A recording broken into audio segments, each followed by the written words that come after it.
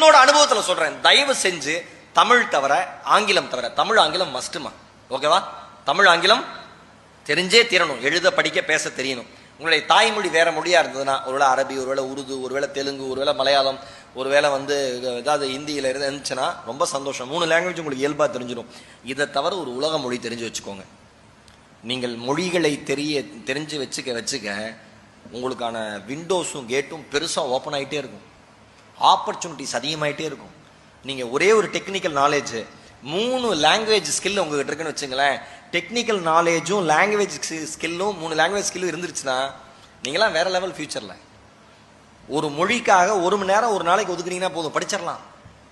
1 hour ஒதுக்குனா போதும், ஜாலியா ஒரு புதுசா ஒரு விஷயத்தை கத்துக்கலாம். 3 மணி நேரம் உட்காந்து ஒரு படம் பார்க்குறோம், இதுதான் நடக்கும்னு தெரிஞ்சு அந்த சீரியலை பார்க்குறோம் 1 வருஷமா. கடைசியில் என்ன ஆச்சுன்னா வீட்டுல இருந்து வெளில வந்திருக்கான் 1 வருஷம் கழிச்சு. வெளில வந்துட்டான், கதவை திறந்தா வரப்போறான். 1 year ஆச்சுங்க. ஏன்? அவன் சபதம் எடுத்திருக்கான். என்ன சபதம்? அதை முடித்தால்தான் வீட்டுல இருந்து வெளில வருவேன். அதுக்கு நீ பார்த்துக்கிட்டு இருந்த. ஆமா, நிறைவேறிச்சா இல்லையான்னு பார்க்கணும்ல. நம்ம சபதம் என்னாச்சு? எல்லாத்துக்கும் டைம் ஸ்பெண்ட் பண்ண முடியுது, ஈஸியா பண்ணலாம், ஜாலியா பண்ணலாம். உங்களுக்கு பிடிச்ச லாங்குவேஜ் கத்துக்கோங்க. என்னோட அண்ணன் பொண்ணு தீக்ஷான் பேரு, அவன் டர்க்கிஷ் கத்துக்கிட்டான். இந்த லாக்டவுன் நாட்கள்ல 2 வருஷத்துல யூடியூப்ல பார்த்து அது கத்துக்கிச்சு. சித்தப்பா இப்படின்னு என்னன்னு தெரியுமா, சித்தப்பா அப்படின்னா என்னன்னு தெரியுமான்னு இன்னும் திட்டுற மாதிரி இருக்கு.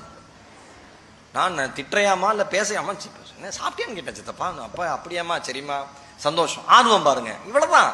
ஆர்வத்தை அதிகப்படுத்திக் கொண்டே இருங்கள், ஆர்வத்தை அதிகப்படுத்திக் கொண்டே இருங்கள். கற்றுக்கொள்வதை ஒருபோதும் நிறுத்தாதீர்கள்.